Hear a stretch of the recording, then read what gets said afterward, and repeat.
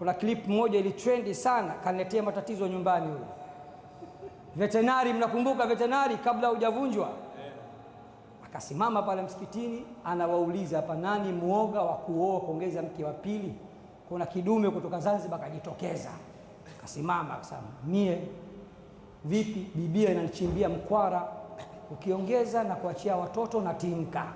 Kwa hiyo natamani kweli kuoa lakini naogopa. Mwisho akaanza kunibomoa mimi mwenyeji wake ndani ya msikiti wangu, msikiti ninaoongoza. Msishikwe kama Sheikh alivyoshikwa. Sasa nikasema, jamani, Mlugulu mtoto wa Morogoro anishinde mimi akili, mtoto wa TMK. Kwa taarifa yenu mimi na ngoma 3, shehe wenu ana mmoja tu. Kama Waislamu wewe mwenzetu, ndugu yangu ana ngoma 3 ila mimi na mke mmoja. Niambieni, kati ya ngoma 3 na mke mmoja kipi bora? Semeni sasa. Mbona mnaniangusha tena?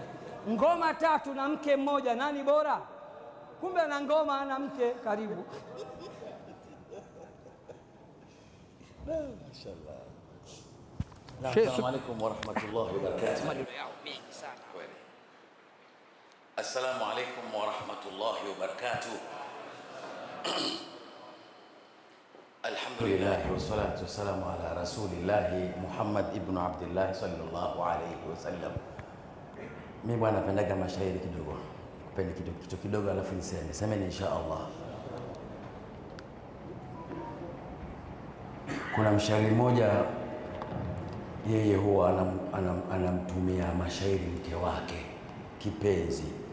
Anapomsalimia alafu akamuitikia salamu kwa ufupi tu, basi huwa anamtumia mashairi, anasema hivi: kama salamu dhahabu cheni na kutunukia, moyoni mwangu sitabu wala sioni udhia. Kama salamu aibu basi nishaangamia, kwani itakuwa tabu kuacha kusalimia. Kama salamu kitazini radhi kuning'inia, uniue kinywa wazi kuliko kunizuia.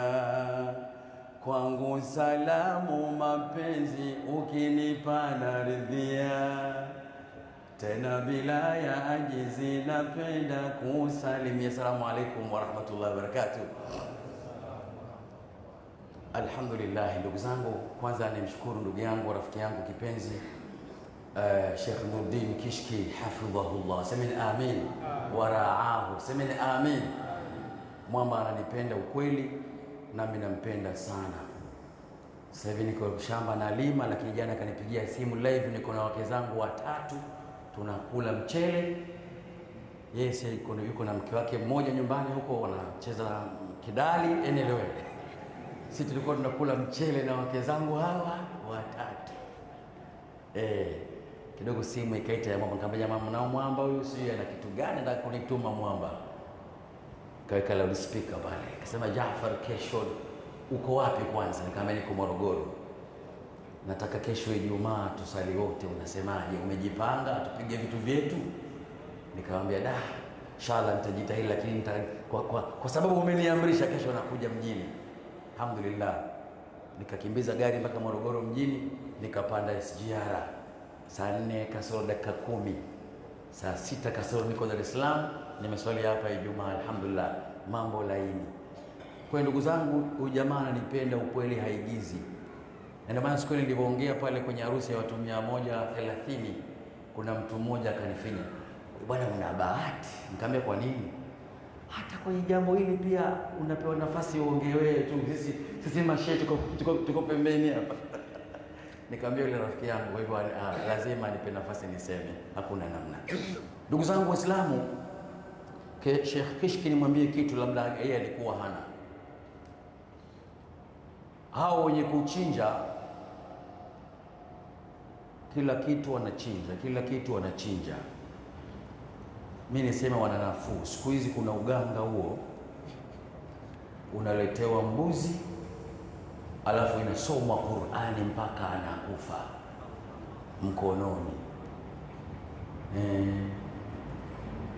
Shesi unayo hii? mbuzi anapigwa kisomo baba mpaka anakata roho mkononi. Wewe mwenye shida yako ndio umemshikilia, umeambiwa umshikilie, umepigwa kanguo nyeupe umshikilie mpaka anakufa, utoi hela wewe. Sasa Qur'ani ndio kazi yake. Qur'ani na uambuzi. Nikuulize, Qur'ani na uambuzi, nini kinafanyika Ijumaa ijayo? Semeni inshallah. Na kama alivyosema shekhe, mtuombee dua inshallah, maana wenyewe wanaumia, wanakasirika. Mimi ninayo klipu baya zaidi siku hizi, mpaka maustadhi, mashekhe wengine wanaonekana madai kwenye mihadhara, kwenye mitandao wanaonekana. Nayo klipu, kuna dai kenda kufanya uganga huo nchini Oman. Bahati nzuri ile nyumba ina CCTV kamera. Walipomwambia sasa toka tujiandae, wewe kachukua hivi mavazi yako, kaoge dawa nje, wanamtoa kwanza mwenyewe nje, kaoge dawa hii nje. Ukishamaliza kuoga usiogee chooni, ogea nje. Zima taa uko uani, alafu njoo hapo kama tembuzi tuanze shughuli.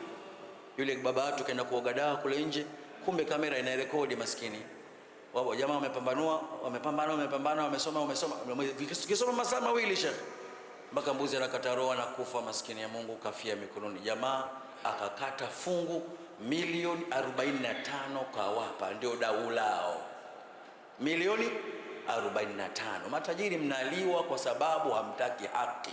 Akija mtu mkweli ndio mnamuona tapeli kwa kanyosha maelezo. Akija mtu mjanja mnaona hapa ndio sahihi, ndio mnapigika. Milioni 45.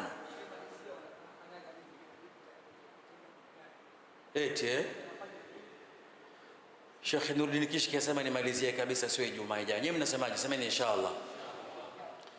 Kuna mmoja alinichimbia mkwara siku moja, tuko Tanga. Jafari, mambo yote sema, lakini yale makubwa usiseme, nitakutwanga risasi. Nikamwambia sisemi.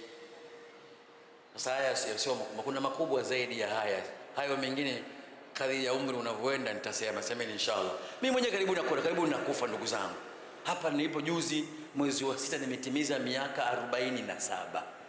Nimekula pakubwa, nimebakisha padogo. Sio muda wote na kufa.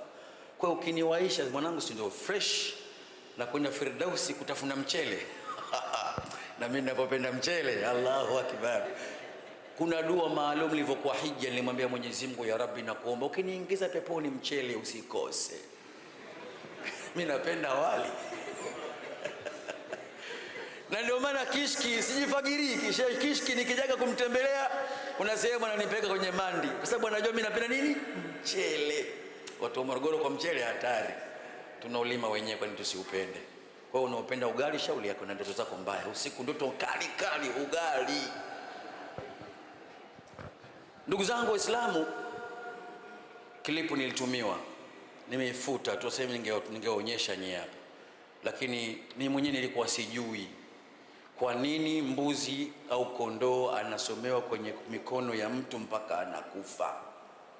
Ndugu zangu Waislamu, Qur'ani inachezewa sana.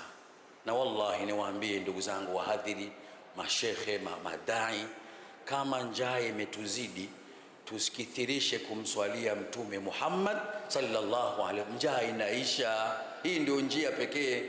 Simama kwenye takwa, jambo la mwanzo. La pili, kithirisha kufanya istighfar. La tatu, zidisha kumswalia Mtume. Ndugu zangu, salatu ala nabii inatoa kwa mtu kwenye njaa, inamtia kwenye neema. Huo ndio ukweli, kama utaki shauri yako. Sasa jamaa alipoondoka pale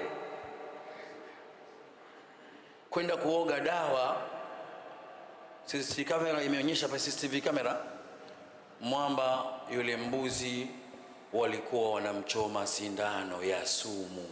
Inna lillahi. Unaua kwa sababu ya hela.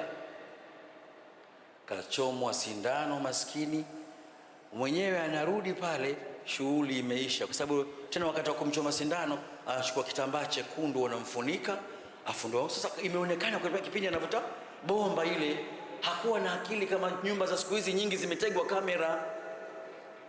Ustazi mwenzetu tunamjua, samahani simtaji jina tu, naona washauri yake mwenyewe, lakini video nilikuwa nayo. Wakavuta bomba chui. Ilipojaa ile bomba dawa, Wakafunua ile shuka, mbuzi kafunikwa, wakamdunga chui. Alipomdunga akatoa bomba, sasa ikawa inaonekana, wanavusha kwenye mfuko, bomba imeonekana na sindano ikaanguka pale chini ikaonekana. Jamaa mambo yake akagundua, keshatoa hela na miamba walikuwa wana go and return, washarudi Dar es Salaam tayari, mzigo washagawana. Baba anaangalia, kumbe mbuzi alikuwa amechomwa sindano. Wakati mnamsomea Qur'ani, sumu inafanya kazi, analegea. Mimi nasema yes, kisoma yule jini yule aliyokuwa anakusumbua kuharibia biashara zako, sasa ndio anaingia kwenye huyu mdudu. Karibuni, endelea kutia mimi ubani umekolea, endelea kutiania. Babatu, Mwenyezi Mungu nisaidie ya Rabbi, nisaidie. Mbuzi mpaka kakata roho, kaaminishwa maskini kwamba mbuzi kafa kwa ajili ya kisomo. Qur'ani haifanyi upuuzi huo. Basi ndugu zangu Waislamu, Ijumaa semeni inshallah, Ijumaa nitakuja ni full package hapa, nimejieneza nikuonyesheni na vimbwanga vingine kwa ajili ya watu ambao wanafanya janja kwenye tiba, lakini pia wanakuingizeni kwenye ushirikina. Semeni inshallah. Kishki TV, nuru ya dini yako.